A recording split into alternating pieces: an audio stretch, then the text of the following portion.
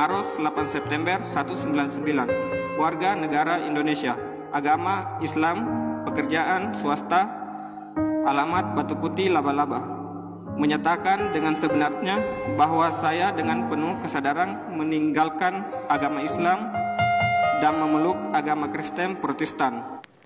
Salam Elechem Bishem Yeshua HaMashiach. Salam sejahtera di dalam nama Tuhan Yesus Kristus untuk kita semua. Teman-teman sekalian, pada video kali ini kita akan membahas ya mengenai saudara Agung yang menyatakan imannya yang baru di dalam Kristen.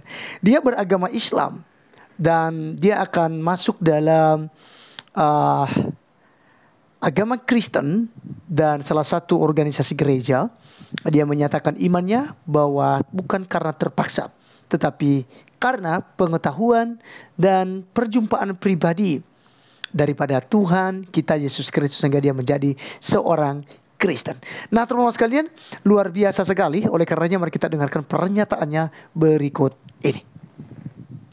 Pribadi yang bertanda tangan di bawah ini, nama Agung, jenis kelamin laki-laki, tempat tanggal lahir Maros 8 September 199. Warga negara Indonesia. Agama Islam. Pekerjaan swasta. Alamat Batu Putih Laba-Laba. Menyatakan dengan sebenarnya bahwa saya dengan penuh kesadaran meninggalkan agama Islam dan memeluk agama Kristen Protestan atas keyakinan serta kemauan saya sendiri tanpa ada paksaan dari pihak manapun. Demikian surat pernyataan ini saya buat dengan sebenar-benarnya, dan apabila surat pernyataan ini tidak benar, maka saya bersedia dituntut sesuai dengan hukum dan undang-undang yang berlaku tanpa melibatkan pihak lain. Jayapura, 20 Februari 2024. Yang membuat pernyataan Agung. Tuhan mendengarkan dan meneguhkan pernyataan dan pengakuan saudara Agung di hadapannya.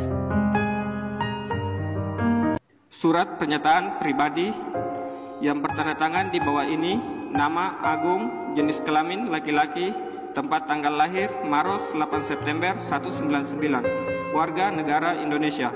Agama Islam. Pekerjaan swasta. Alamat.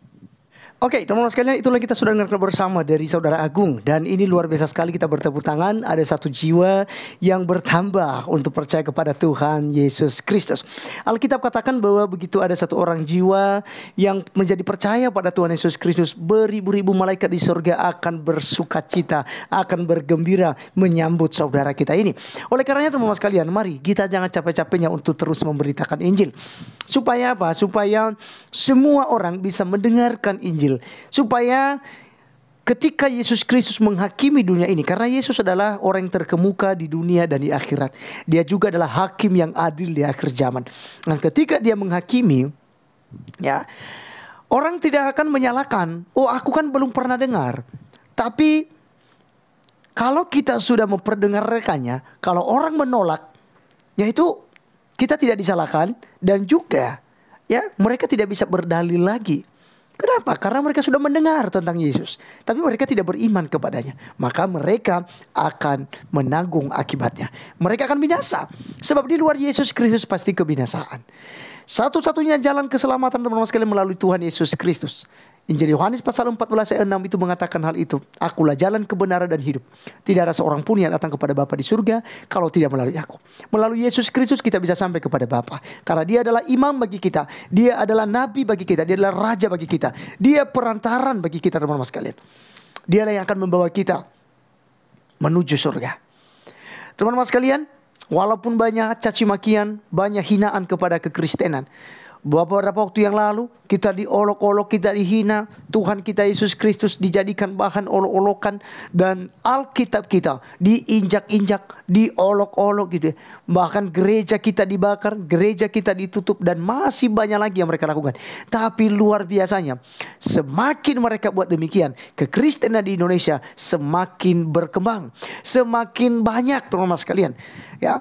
Banyak teman-teman sekalian yang sudah masuk Kristen, tapi KTP mereka masih KTP Islam. Ya. Kenapa? Karena ya daripada mereka dikucilkan dalam rumah tangga, daripada mereka diusir, akhirnya tidak apa-apa.